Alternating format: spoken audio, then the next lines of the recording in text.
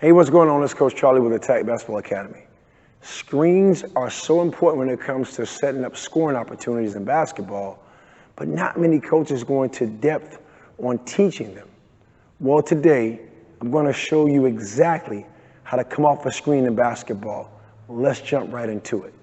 In this video, I want to tell you why knowing how to come off a screen and move without the basketball can give you more scoring opportunities.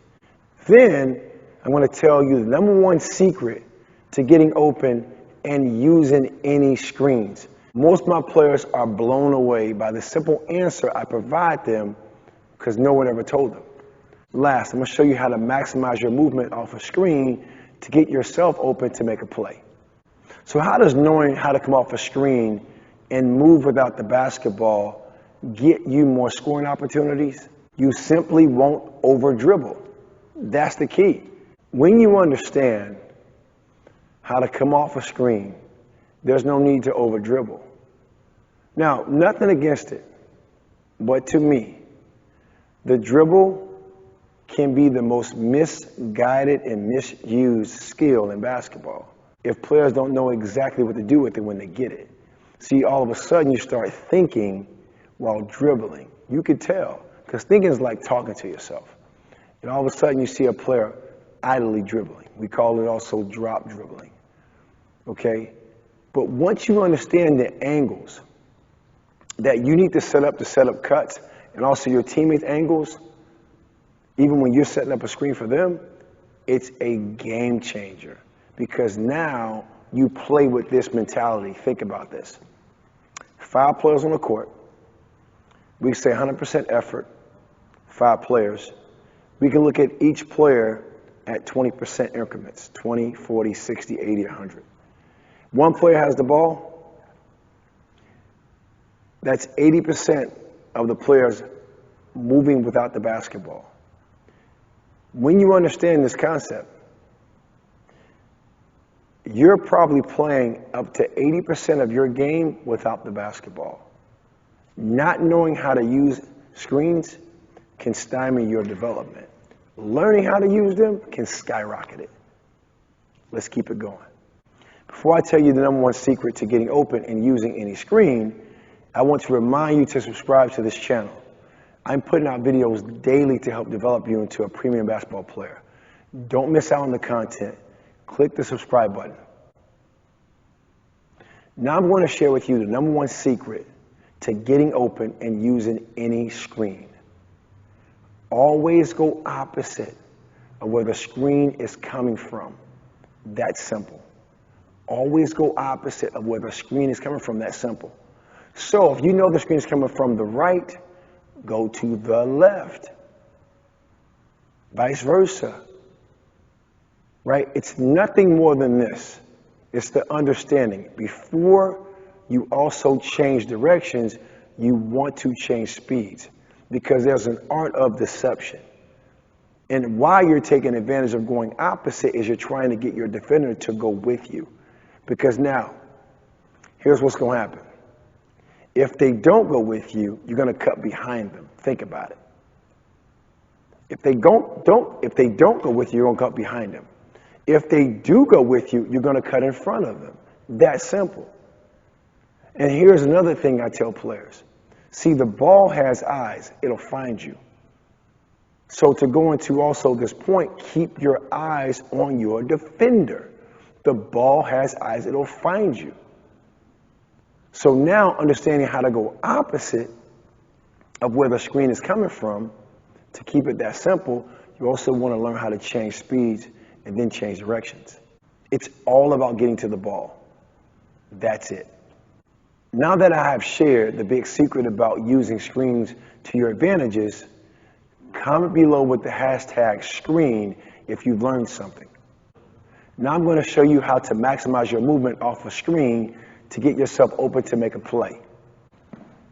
Now, how do I maximize my movement to use a screen? We talked about it before. I want to go opposite of where the screen is coming from. So I want to also read my teammate's body language. You are my teammate. pointing to the camera. You have the basketball. So the first rule of thumb is you want a screener to have their back to where the ball is located. See, this is nonverbal communication, right? We've practiced this, we know this, we look for this, okay? So I know that my defender is setting a screen with their back pointing to where the ball is located. So now for me, again, I want to go opposite. I might walk to my right, again, kind of going, again, art of deception. I might walk to my right, then change speeds before I change directions. And also another key, I want to come off the screen, low to the ground, tight to my teammate, and quick. With also, mental reminder, no space mentality. I don't want any space between me and my teammate that set the screen. Because now, guess what? The defender may be chasing me from behind. They can't get through this without fouling. So it allows me to turn the corner quickly for a potential shot to the basket to keep it simple, or to attack to the basket. I can't score it, I kick it out. Right? So that's how I maximize my movement. See, I understand where my teammate's back is located. That's letting me know. My teammate changes that angle, then they're letting me know, guess what? This may not be the place to go because they realized my defender went too high. They changed it. Boom. Again, same concept. I'm coming off low, tight, and quick, and it's a no space mentality. There's no space in between me and my teammate. I can bump my teammate all day. No foul whatsoever. That's using any screen in any situation. Now, as you set screens, the key teaching point here is you are the second cutter. So now when you set this screen, okay, getting rid of the basketball, when I set the screen for my teammate, I'm now the second cutter. As I said before, my back is towards you because you have the basketball as our teammate. When my teammate comes off of me here, they went high, I go opposite low. I'm the second cutter. I split the difference. Let's say, for example, for some reason whatsoever, when I'm going to set a good angle screen here, my teammate decided, our teammate decided to cut low. That's fine. They go low. I go high. I come towards you. We split the difference. See, you want to remain active. Just because you set a screen does not mean your job is done, especially if you want to make a play. Think about it again. Up to 80% of your playing time players, you're playing without the basketball. To maximize out on your movement, it may behoove you to learn to play without it. And this is how you make plays. Because when you get it, you know what to do with it. That's simple. Because you put yourself in a position of power where now it's a no-brainer. You have an open shot or open lane to attack to make a play with the basketball. Okay? Now, last I want to point out on that angle.